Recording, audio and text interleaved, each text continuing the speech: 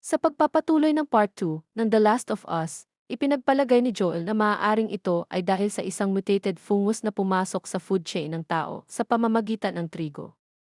Noong gabi ng Setyembre 26, 2003, maraming tao ang nagkasakit at nagsimulang kumagat sa iba. Habang nag-uusap sila, nakarating sila sa isang hukay na puno ng hindi mabilang na mga bangkay ng tao. Napuno ng pagkabigla, pagkalito ang mga mata ni Ellie, ngunit tila hindi nabigla si Joel. Ipinaliwanag niya na nang magsimulang kumalat ang fungus sa malaking sukat, pinilit ng militar ang lahat ng residente na pumunta sa mga quarantine zone na mabilis na napuno. Dahil dito, ang mga residenteng ito ay pinatay at itinapon sa hukay, dahil naniniwala ang militar na mas mabuti para sa mga ordinaryong tao na mamatay kaysa mahawa. Gayunpaman, si Bill, ang may balbas na lalaki, ay hindi pumunta sa quarantine zone tulad ng ibang mga residente. Siya ay isang matinding survivalist na nag-imbak ng napakalaking halaga ng mga supply sa kanyang tahanan bago ang pagsiklab ng fungal. Naniniwala siya na ang isang tao ay maaari lamang umasa sa kanilang sarili upang makaligtas sa apokalipse.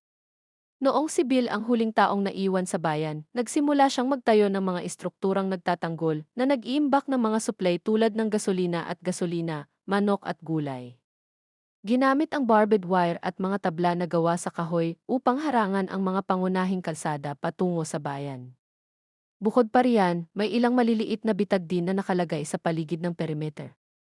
Nabuhay si Bill ng mapayapang buhay sa loob ng 4 na taon hanggang isang araw may nahulog sa bitag sa labas ng quarantine fence. Nagtataka, lumabas si Bill upang mag-imbestiga at nalaman na ang nanghihimasok ay isa ring balbas na lalaki na nagngangalang Frank, na pagkatapos ay tumakas sa quarantine zone kasama ang ilang mga kasama at naging tanging nakaligtas nang dumating sila dito. Hindi makayanan ang desperadong pagsusumamo ni Frank, sinuri ni Bill na hindi siya nahawahan at pumayag na bigyan siya ng pagkain. Umupo si Bill sa katahimikan, gusto lang umalis si Frank. Gayunpaman, nang makita ni Frank ang piano sa sala, hindi niya maiwasang matuwa at nagpumilit na tumugtog ng kanta bago umalis. Nang magsimula ang out-of-tune na musika, naramdaman ni Bill na pinahihirapan ang kanyang mga tainga at naantala ang pagganap ni Frank. Gusto niyang malaman ni Frank kung ano ang tunog ng totoong piano music. Nagsimula muli ang magandang himig na sinamahan ng malalim na boses ni Bill na kinig si Frank. Lubos na natulala, naramdaman ang kalungkutan na ibinuhos ni Bill sa kanyang pagkanta at malakas na umalingaw dito. Kaya nag-aalangan na tinanggap ni Bill ang lalaki sa kanyang liblib na buhay. Ang dalawa ay nanirahan ng magkasama sa loob ng isa pang 3 taon at ang kanilang mga pagkakaiba ay unti-unting lumitaw. Si Bill ay isang tipikal na homebody, habang si Frank ay hindi makayanan ang kalungkutan at mas gugustuhin niyang linisin ang mga tindahan sa kalye kaysa manatili sa bahay. Sa panahong ito, nakilala nila sina Tess at Joel sa quarantine zone sa pamamagitan ng radyo. Noong una, hindi pala kaibigan si Bill sa kanila, ngunit agad na tinulungan ni Joel si Bill sa isang malaking problema. Sa sandaling nagsimula siyang magsalita, ang mga wire na bakod at iba pang mga hakbang sa pagtatanggol ay nagsimulang kalawangin at lumala. Maaari siyang magdala ng ilang bagong supply mula sa quarantine zone upang makipagpalitan kay Bill na nagpapahintulot sa dalawa na makatikim ng ilang matagal nang nawawalang mga delikasi. Mula noon, naging mas malapit na ang kanilang relasyon. Isang araw, biglang binalaan ni Joel si Bill na maaaring maiwasan ng wire fence ang mga nahawahan, ngunit hindi ang mga taong may masamang intensyon. Hindi nila alam na ang mga salitang ito ay malapit ng maging katotohanan. Nang gabing iyon, dumating sa gilid ng maliit na bayan ang isang grupo ng mga armadong magnanakaw. Sa kabutihang palad, ang mga defensive traps ay naisaaktibo sa oras. Hindi nagtagal ay ginising ng nagangalit na apoy ang natutulog na si Frank. Hinanap niya ang silid, ngunit hindi niya mahanap si Bill, na lumabas na upang harapin ang mga kaaway.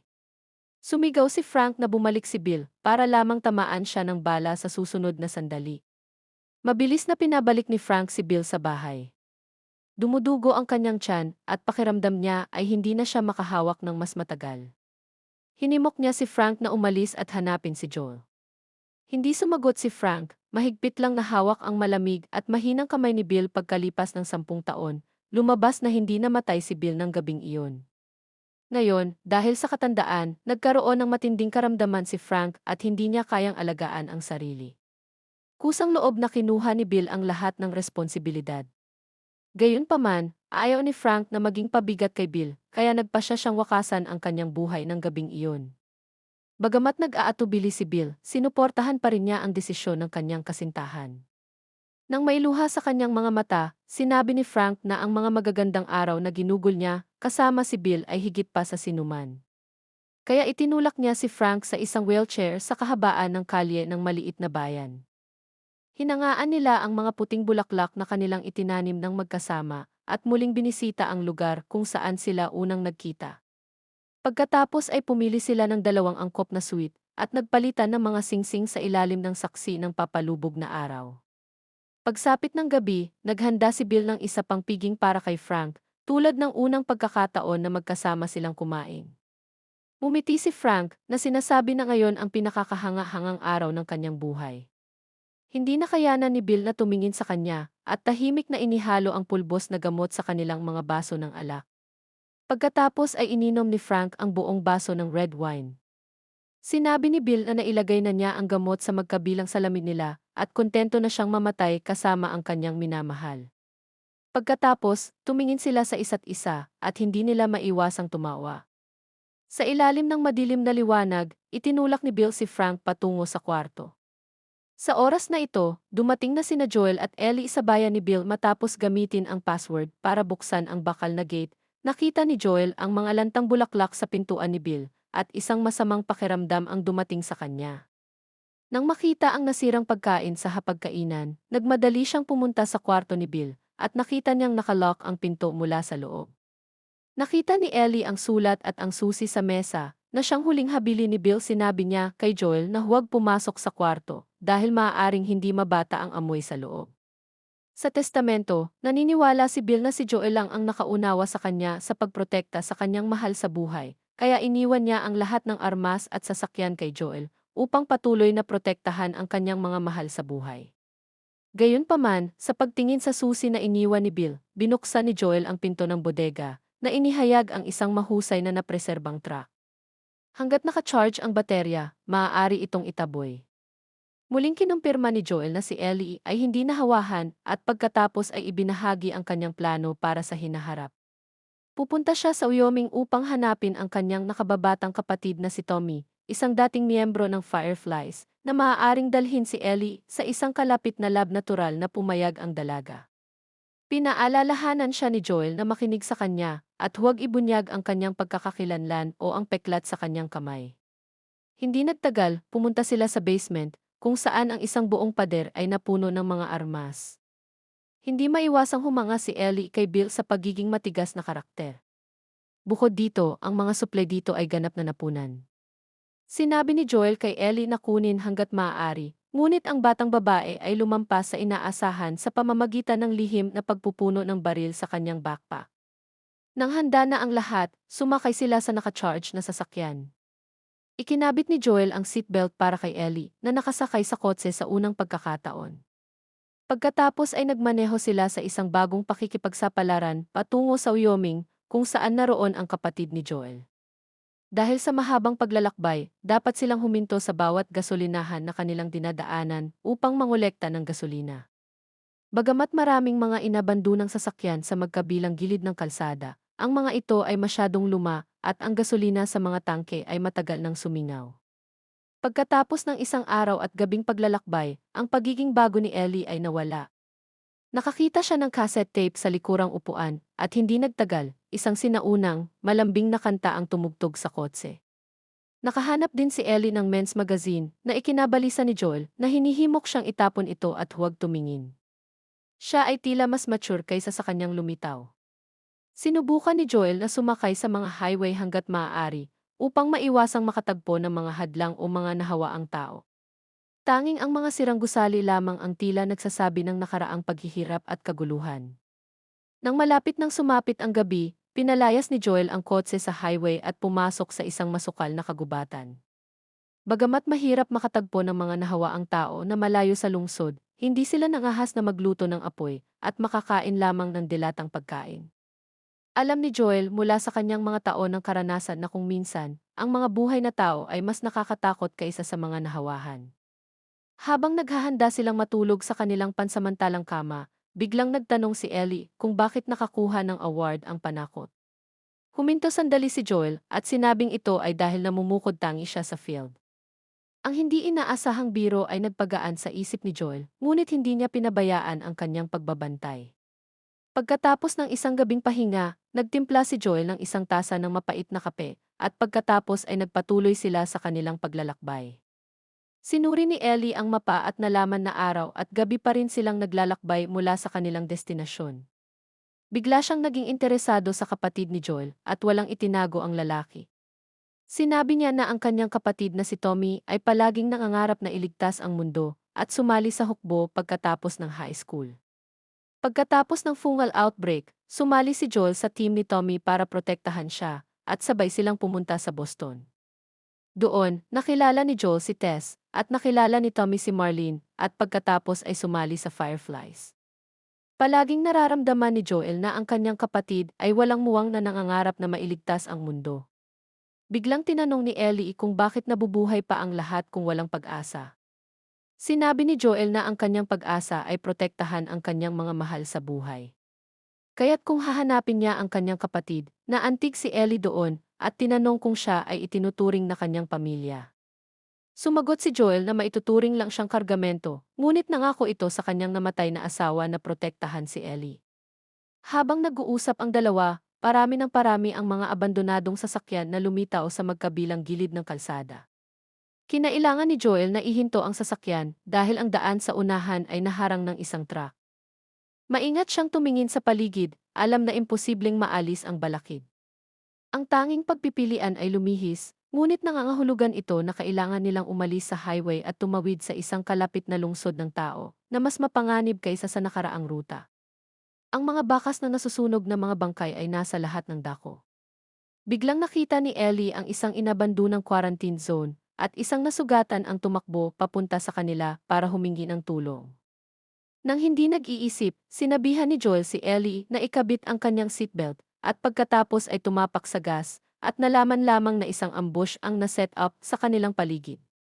Ang mga gulong ng kotse ay nabutas sa isang iglap at bumagsak sila sa isang convenience store. Alam ni Joel na nakatagpo sila ng isang gang ng mga magnanakaw na karaniwan sa post-apocalyptic na mundo. Dumaan ang mga bala at sumigaw si Joel habang mabilis siyang bumangon at lumaban. Sinamantala ni Ellie ang pagkakataong magtago sa maliit na butas ng dingding sa tapat. Nang tuluyang tumigil ang putok ng baril sa labas at naalis na ang lahat ng mga kaaway, malapit nang mag-reload si Joel nang may pumasok sa likod ng pinto. Nahuli siya ay sinakal ng nanghihimasok.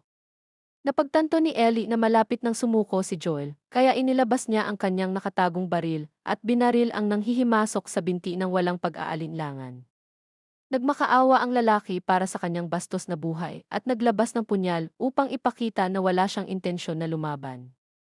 Hindi siya pinansin ni Joel, kinuha si Ellie at sinabihan siyang magtago pabalik sa butas ng dingding. Alam ni Ellie na pinatay ni Joel ang nanghihimasok, ngunit nagkunwaring walang nangyari. Alam ng batang babae ang mga patakaran ng kaligtasan sa apokalipse. Walang puwang para sa awa o pakikiramay. Medyo nagulat si Joel sa ugali niya pero walang sinabi. Ang kanilang prioridad ay umalis sa lugar sa lalong madaling panahon. Gaya ng inaasahan, nakuha ng putukan ang atensyon ng lokal na sandatahang lakas. Isang malaking grupo ng mga armadong sibilyan ang nagtipon sa paligid ng ilang mga bangkay at may naghinuha na dapat ay ginawa ito ng mga outsiders.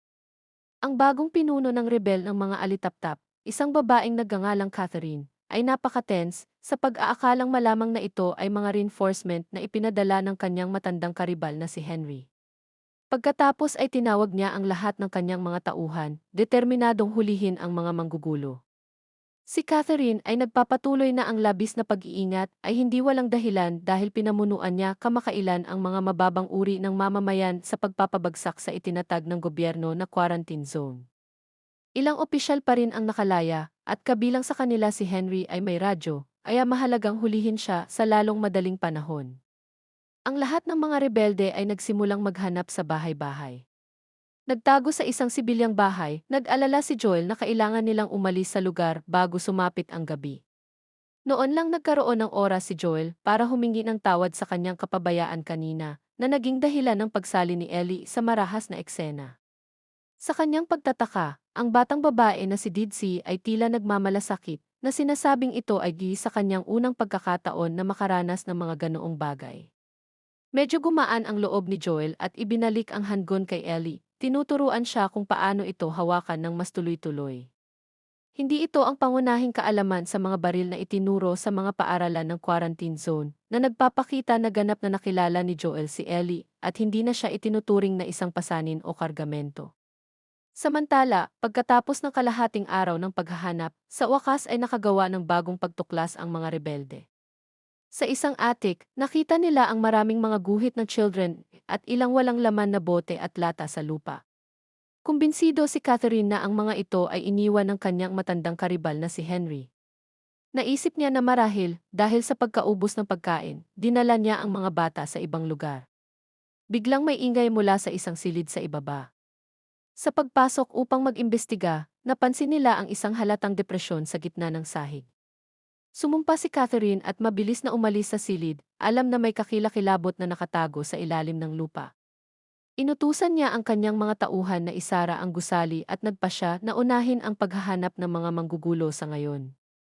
Sa puntong ito, dumating sina Joel at Ellie sa isang abandonadong 42 palapag na gusali.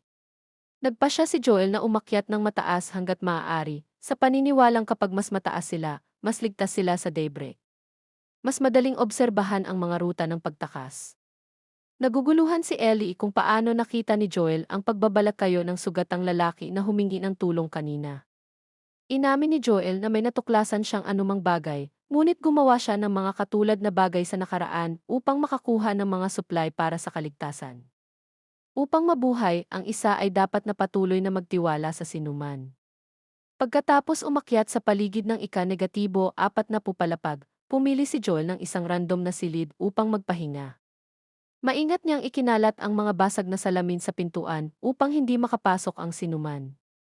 Medyo nakonsensya si Joel sa pag-aakalang napakabata pa ni Ellie para malantad sa kalupitan ng mundo ng maaga. Pagkaraan ng ilang oras, ginising si Joel ni Ellie apurahang iyak na sinalubong lamang ng 2 baril ng baril. Sa wakas ay ibinagsak ng mga rebelde sa Kansas City ang brutal na pamumuno ng mga otoridad.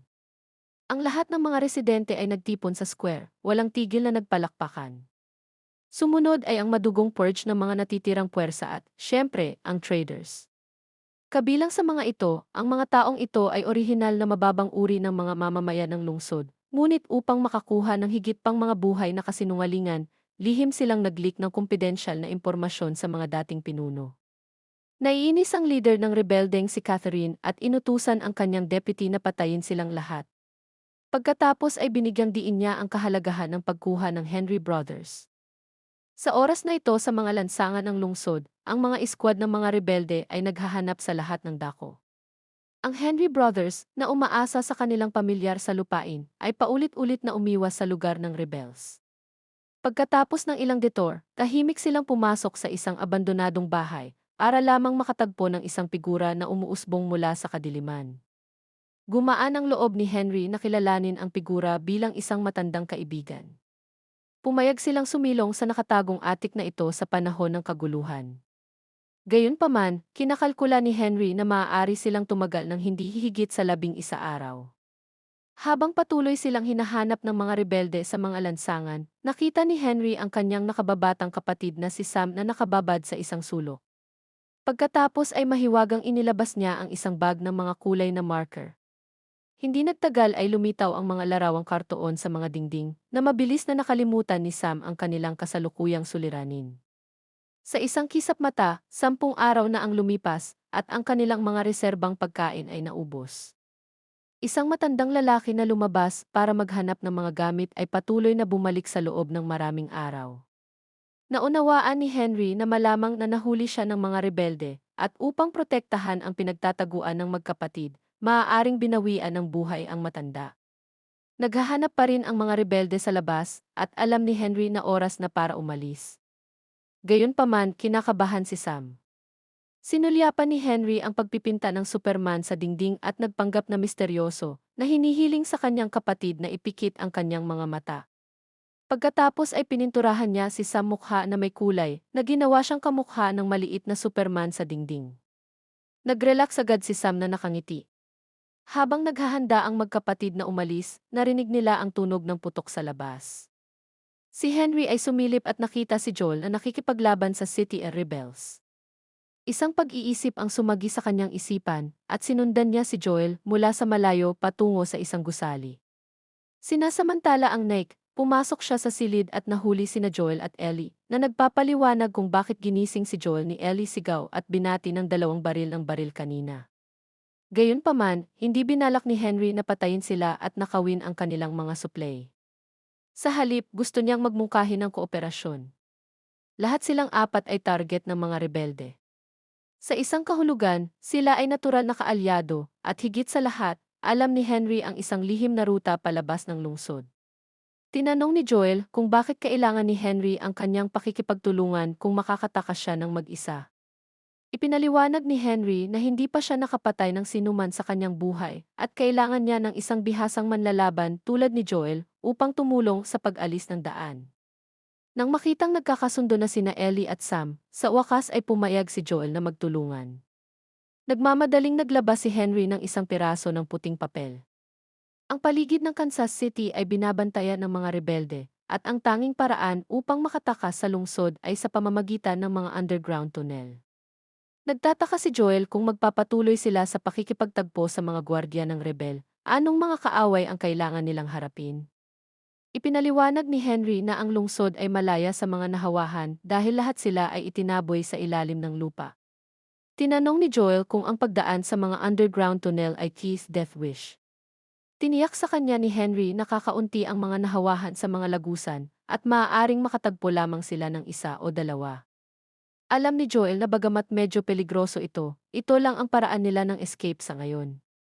Ang grupo ng 4 ay nagmamadaling pumunta sa istasyon ng subway na nagpaplanong tumakas sa lungsod sa pamamagitan ng mga underground tunnel. Ang landas sa unahan ay madilim at maingat silang naglakad, nag-iingat sa mga nahawahan na maaaring lumitaw anumang oras. Sa kabutihang palad, hindi nagulat si Joel. Noong unang nangyari ang fungal outbreak, maraming nakaligtas ang naghanap ng refuge sa ilalim ng lupa. Ngunit sa huli, nawala sila. Si Ellie at Sam, gayunpaman, ay patuloy na nag-aalala sa kanilang sarili at abala sa paggalugad ng mga kawili-wiling laruan. Dahil lumaki sila sa post-apocalyptic world, natutuwa si Henry dahil palagi niyang nakita ang kanyang kapatid na ganito kasaya sa mahabang panahon. Biglang naintindihan ni Joel kung bakit pinili ni Henry na maging traitor. Upang suportahan ang kanyang kapatid sa malupit na mundong ito, kailangan niya ng mas maraming mapagkukunan. Gayunpaman, bumuntong hininga si Henry at ipinaliwanag na ito ay na ganoon kadali. Kung hindi, ang mga rebelde ay patuloy na naghahanap sa kanila ng taimtim. Tulad na nangyari, si Sam ay may leukemia, at ang tanging paraan upang mailigtas siya ay ang pakikipagkalakalan sa mga pinuno para sa gamot. Kaya't walang pagpipilian si Henry, kundi ipagkanulo at maging sanhi ng pagkamatay ng dating pinuno ng rebel na si Marlene. Ang kasalukuyang pinuno ng rebel, si Catherine, ay kapatid ni Marlene na ipinaliwanag ang kanyang matinding pagkamuhi sa dalawang magkapatid. Matapos marinig ito, nanatiling tahimik si Joel sa mahabang panahon, ngunit hindi mo sinisisi si Henry. Sa post-apocalyptic na mundo, kakaunti ang mga tao ang maaaring mag-claim na may malinaw na budhi. Sa kabutihang palad, silang 4 ay nakatawid sa lagusan at nakarating sa labas ng lungsod. Sinimulan na ng inosenteng si Ellie na hikayatin si Henry at ang kanyang kapatid na sumama sa kanya sa Wyoming, ngunit hindi sumang-ayon si Joel doon. Tila inasahan ni Ellie ang kanyang reaksyon. Isang putok ng baril ang bumasag sa katahimikan, at mabilis na nagtago si Joel at ang iba pa sa likod ng isang kotse. Mula sa isang loft na hindi kalayuan, may humahampas. Alam ni Joel na hindi sila makapagpatuloy ng ganito, kaya sinabihan niya si Ellie na manatili habang umiikot siya para harapin ang kalaban. Lumipat si Joel mula sa takip patungo sa takip na nagtiyempo ng kanyang mga galaw sa ritmo ng mga putok ng baril. Sa kabutihang palad, hindi tumpak ang layunin ng sniper at lumapit si Joel sa loft. Matapos tahimik na buksan ang pinto at sugpuin ang kanyang mga yapak, Sa wakas ay narating niya ang ikalawang palapag. Nakapagtataka, ang sniper pala ay isang elder. Nag-gesture si Joel na mabubuhay siya kung ibababa niya ang kanyang sandata, ngunit sa susunod na sandali, binaril sa ulo ang matanda. Kinuha ni Joel ang sniper rifle at naghanda na umalis nang ang boses ni Catherine ay dumaan sa radyo na nagsasabi na ang mga reinforcement ay papunta na. Sumigaw si Joel na tumakbo ang iba, pero huli na ang lahat. Dumating na ang isang malaking grupo ng mga rebelde sa pangunguna ng isang heavy-duty truck na dumiretso kay Ellie at sa iba pa. Buti na lang at nagawang barilin ni Joel ang driver sa tamang oras, dahilan para mabangga ito sa kalapit na bahay. Isang malakas na pagsabog ang sumunod na ikinagulat ng mga rebeldeng kalalabas lang sa kanilang mga sasakyan. Habang umaagos ang alikabok, sinimula ni Catherine na pangunahan ang kanyang mga tropa sa paghahanap. Nagtago si Joel sa likod ng isang pader sa loft, alam na ang pakikipaglaban ay magiging walang saysay. Si Henry ay nagtatago sa likod ng kotse at napagtanto na sila ay matutuklasan sa kalaunan. Upang mailigtas sina Ellie at Sam, lumabas siya at hiniling kay Catherine na iligtas ang mga bata. Gayunpaman, tumanggi siya na nagsasabi na ang mga bata ay namamatay din sa apokalipse. Nang babarilin na niya si Henry, biglang lumubog sa lupa ang truck na kakasabog na nagpapakita ng malalim na hukay sa ilalim ng mga guho ng loft. Ang mga mababang ungol ay umalinggaw-ngaw mula sa loob, at sa susunod na sandali, isang kawan ng mga mutated infected ang lumabas mula sa hukay, na walang takot na umaatake sa mga kalapit na rebelde. Sa kabila ng kanilang lakas, hindi nakayanan ng mga rebelde ang pagsalakay ng mga nahawahan. Mabilis na muling nagsama-sama si Henry sa dalawang bata at dinala sila patungo sa kaligtasan. Sa kasamaang palad, hindi nagtagal ay pinaghiwalay sila ng mga nahawahan. Nagbigay si Joel ng panakip na apoy sa loft, at mabilis na gumapang si Ellie sa isang abandonadong sasakyan para takpan. Sa sandaling iyon, isang napakalaking nahawahan ang lumabas mula sa hukay upang ibaluktot ang napakapangit na figura nito. Hinimok siya ng lalaki ni Catherine na umalis at pagkatapos ay pinaputukan ang higanting nahawahan, ngunit brutal na pinatay. Sa susunod na sandali, isang maliit na nahawahan ang gumapang sa kotse kung saan nagtatago si Ellie at tumakas ang takot na babae. Nakita niya ang nakulong na si Henry at ang kanyang kapatid at tumakbo patungo sa kanila ng walang pag-aalinlangan habang si Joel ay nagpaputok ng baril para matakpan sila.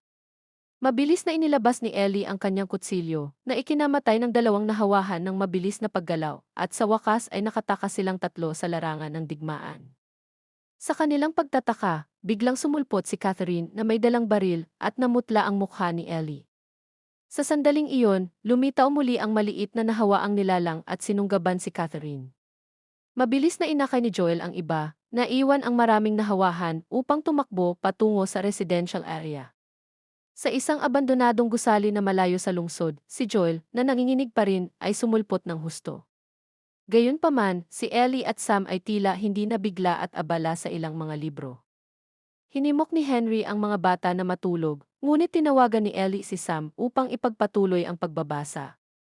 Matapos isara ang pinto, medyo nasiraan ng loob ang bata at nagsulat siya ng linya sa notebook nito na nagtatanong sa kanya kung ano ang pinakakinatatakutan niya. Sinabi ni Ellie na natatakot siyang maging huling taong natitira sa mundo. Natakot si Sam kung siya pa rin ba ang kanyang sarili pagkatapos na mahawa. Pagkatapos ay iginulong niya ang kanyang pantalon upang ipakita ang marka ng kagat ng pagdurugo. Nagulat si Ellie doon. Siya ay nakagat ng isang nahawahan noon at naisip na ang kanyang dugo ay maaaring ang antidote. Kaya pinuto ni Ellie ang kanyang palad gamit ang isang kutsilyo at pinahiran ang kanyang dugo sa sugat ni Sam. Nag-aalala pa rin ang bata at hiniling kay Ellie na manatiling gising sa kanya. Agad namang pumayag si Ellie, ngunit hindi sinasadyang nakatulog siya hanggang umaga. Pagkatapos ay nakita niya si Sam na tahimik na nakaupo sa tabi ng kama at gusto siyang batiin, ngunit bigla itong sinunggaban. Nagulat din si Henry sa labas ng silid at kumuha ng baril na binaril ang ngayon ay zombified na si Sam. Habang unti-unting umaagos ang dugo ng kanyang kapatid, napagtanto ni Henry na pinatay niya ang kanyang sariling kapatid at itinutok niya ang baril sa kanyang sariling ulo na ipinadala ang kanyang sarili upang salubungin si Jesus. Pagkatapos, inilibing ni Joel ang magkapatid na Henry sa isang patch ng berdeng damo. Inilagay ni Ellie ang ginamit na notebook ni Sam sa punso ng lupa. Ang salitang "ki paumanhin" ay isinulat dito dahil hindi siya nanatiling gising tulad ng ipinangako ni Sam.